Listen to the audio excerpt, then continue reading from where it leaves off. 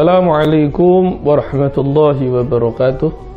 Bismillah, alhamdulillah, wassalatu wassalamu ala rasulillah Sayyidina Muhammad ibn Abdullah wa ala alihi wa sahbihi wa man walah. Subhanaka la ilma lana illa ma 'allamtana innaka antal alimul hakim. Rabbi shrah li sadri wa yassir li amri wahlul 'uqdatam min lisani yafqahu qawli. Amin, amma ba'd. Ikhwani, akhwati pemirsa MJA TV yang dirahmati oleh Allah Subhanahu wa taala. Maka pada pertemuan kali ini saya ingin sedikit melanjutkan pembahasan tentang amar ma'ruf nahi mungkar, yang mana kita bahas pada pertemuan yang lalu. Maka dikatakan bahwasanya di sini diriwayatkan dalam sebuah kisah, Ruwiya 'an Allah Ta'ala auha ila Yusha bin Nun alaihi salam. Suatu ketika Allah Subhanahu wa taala memberikan wahyu kepada Nabi Yusha bin Nun. Beliau berkata, "Inni muhlikun min qaumika arba'ina 'alafan min khiyarihim." Sesungguhnya aku, wahai Yusha bin Nun, membinasakan 40.000 dari umatmu yang berbuat kebaikan. Kita perhatikan di sini ya. Allah berfirman kepada Nabi Yusha bin Nun bahwa sesungguhnya aku membinasakan 40.000 dari umatmu, orang-orang yang melakukan perbuatan kebaikan. Kata wasittina 'alafan min syirarihim, dan 60.000 dari umatmu yang berbuat keburukan. Jadi total Allah Subhanahu wa taala membinasakan 100.000 orang. Yang 40.000 adalah orang-orang yang melakukan perbuatan kebaikan, yang 60.000 melakukan perbuatan keburukan. Faqala, maka Nabi Yusha bingung dan bertanya, "Ma balul akhyar?" Ya Rabb, wahai Allah, kira-kira apa kesalahan orang-orang yang berbuat baik?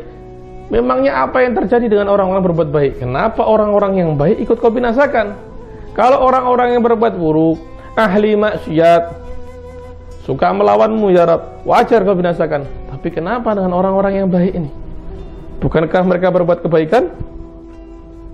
Qala, maka Allah Ta'ala berkata, "Innahum la yaghdabuna li ghadabi." Sesungguhnya mereka, orang-orang yang berbuat baik ini, mereka tidak pernah murka atas hal-hal yang aku murka kepadanya. Jadi sudah jelas Allah murka, orang ini enggak murka. Ya biasa saja. Fakanu yu'ajilunahum, bahkan mereka duduk makan bersama orang-orang yang aku murkai.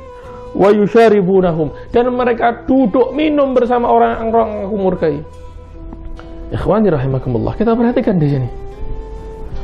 Allah Subhanahu wa taala murka pada kelompok golongan orang yang tidak murka atas hal-hal yang Allah Ta'ala murkai. Justru orang ini malah kumpul dengan orang-orang yang berbuat kemaksiatan tadi dan duduk minum bersama mereka. Berarti sudah jelas ini gambaran di sini. Sebagaimana firman Allah Subhanahu wa taala, sebagaimana perintah dari Allah Ta'ala kepada Nabi Yusha bin Nun, menunjukkan bahwa pentingnya kita juga menghindari, menjauhi orang-orang yang mana Allah Ta'ala murkai dan wajib murka atas hal-hal yang Allah Ta'ala murkai. Sekarang sebagai contoh Rasulullah SAW. Rasulullah, setiap ada orang yang menyakitinya, setiap ada orang yang berbuat kasar, berbuat jelek kepadanya, berkata buruk kepadanya, Rasulullah tidak pernah marah. Insya Allah di riwayat manapun Rasulullah SAW tidak pernah marah. Tidak pernah marah.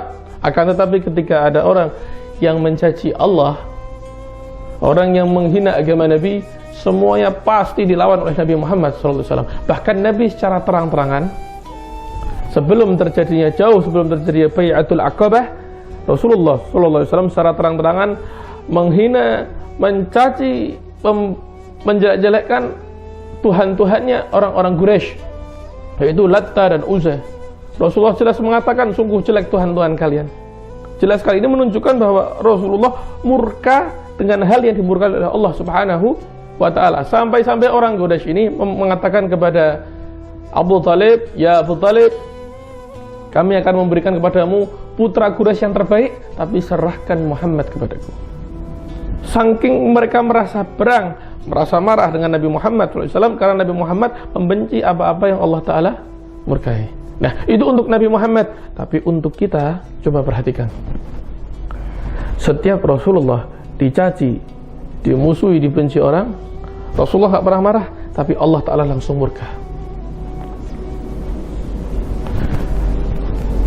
Sebagaimana ketika Abu Lahab mendengarkan Rasulullah dakwah secara terang-terangan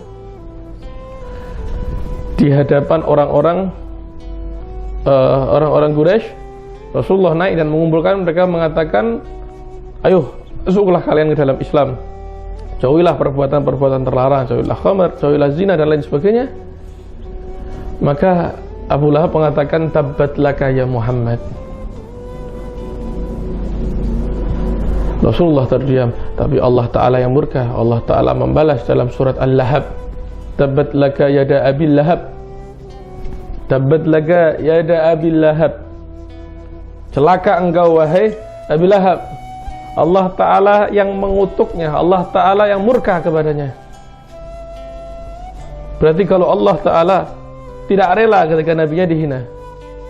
Dan masih banyak lagi kisah-kisah ketika Rasulullah SAW di Taif, Rasulullah dan sahabatnya Nabi SAW dilempari oleh batu dan lain sebagainya, hingga kaki Nabi SAW bercucuran darah, dan salah satu dari sahabat Nabi terkena luka di kepalanya hingga kepalanya sobek. Maka datang malaikat dan mengatakan, ya Muhammad, aku meminta izin kepadamu, seandainya engkau ridha, ini malaikat penjaga gunung, sesuai dengan firman Allah, akan mengangkat bumi Taif dan membantingnya ke bawah. Ini bukti bahwa Allah Ta'ala murka terhadap orang-orang yang menyakiti Nabi, menghina Nabi Muhammad. Kalau Nabi membela dirinya sendiri, itu tidak mungkin, mustahil. Nabi tidak pernah membela diri sendiri, tapi Allah yang membela. Dan wajib bagi kita umat Islam ini untuk membela Nabinya. Merasa tersakiti ketika Nabinya disakiti, merasa murka ketika Nabinya dilukai. Hakadha. Bahkan dikisahkan di sini, fi qissati ahli qaryah allati kanat hadirahal bahr, annahum lamma istahallu al-istiyad muharram alaihim yawma sabdi tafarraqu thalatha firaq. Dikisahkan dari salah seorang, ini kisah Israiliyat yang mana terdapat dahulu orang-orang yang tinggal di sekitar laut, di pinggiran pesisir pantai, yang mana mereka menghalalkan memancing di hari Sabtu, padahal Allah Subhanahu wa Ta'ala telah mengharamkan atasnya, yaitu memancing di hari Sabtu. Nah, jadi Allah Subhanahu wa Ta'ala kalau memberikan ujian kepada hamba, pasti hamba tersebut ini mampu, dan ujian itu sesuai tingkatan. Tidak mungkin seorang doktor di bidang matematika diberikan ujian pertanyaan 1 tambah 1. Itu mustahil. Mustahil terjadi. Seorang pakar ekonomi diberi pertanyaan tentang hal-hal yang ringan, tidak mungkin. 2.000 tambah 2.000 rupiah menjadi berapa? Itu mustahil terjadi. Maka diberi ujian oleh Allah Subhanahu wa Ta'ala yang mana mereka mampu melakukannya. La yukallifullahu nafsan illa wus'aha. Tidak mungkin Allah ini memberikan ujian, memberikan beban yang mana mereka tidak mampu, tidak mungkin. Sebagaimana dikatakan di sini, setiap hari Sabtu para nelayan-nelayan ini diharamkan oleh Allah Ta'ala untuk memancing. Akan tetapi setiap hari Sabtu ini subhanallah ikannya luar biasa banyaknya. Ikannya menjadi banyak, maka sebagian dari kelompok tersebut terpecah menjadi 3 kelompok, 3 golongan. Yang pertama, firqatun istadu wastahallu ma haramallahu alaihim, yang mana mereka tetap nekat memancing dan menghalalkan hal-hal yang diharamkan Allah Ta'ala. Jadi sudah tahu hari Sabtu diharamkan, nengel. Nah, ini kan ikannya banyak, saya tetap mancing.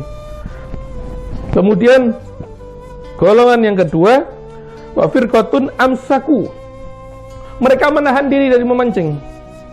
Wa nahauhum, dan mencegah orang-orang ini, kamu jangan mancing, mencegah. Walam yufarikuhum, akan tetapi walaupun mereka tidak mancing, mereka mencegah orang ini mancing, tapi tetap kumpul bersama, tidak memisahkan diri, duduk bersama, tinggal di seputar situ, masih ada interaksi. Dan yang ketiga, firqah yang terakhir, yaitu firqatun, firqah yang terakhir yaitu mereka orang-orang yang memisahkan diri dan keluar dari orang-orang tersebut setelah mereka mencegah orang tersebut untuk memancing. Maka dikatakan di sini bahwasanya ketika setelah falamma nazalatil uqubah ammatil ula wa kadzataniyah, ketika Allah Ta'ala menurunkan azabnya, maka binasa golongan yang pertama dan golongan yang kedua. Wa najatil firqatu tsalitsah, dan selamat golongan ketiga. Kenapa? Karena golongan ketiga adalah golongan yang berpisah atau melepas diri dari orang-orang tersebut, dari orang-orang yang mana Allah Subhanahu wa taala azab mereka, Allah Ta'ala benci dengan mereka. Maka sebagaimana dikatakan dalam Al-Quran, awna la'anahum kama la'anna ashabas sabt. Jadi disebutkan dalam Al-Quran, atau kami melaknat mereka sebagaimana kami melaknat para ashabas sabt, yaitu orang-orang yang ngeyel, nekat memancing di hari Sabtu.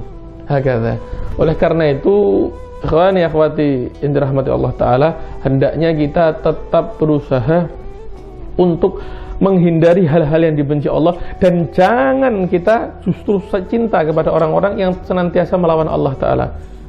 Cinta kepada orang-orang yang tetap melawan perbuatan zalim, dan jangan kumpul dengan mereka kecuali engkau berniat untuk mendakwahi mereka atau mengajak mereka ke jalan Allah Subhanahu wa taala. Semoga kiranya sedikit ini bermanfaat. Wassallallahu ala sayyidina Muhammadin wa ala alihi wasallam. Alhamdulillahirabbil alamin.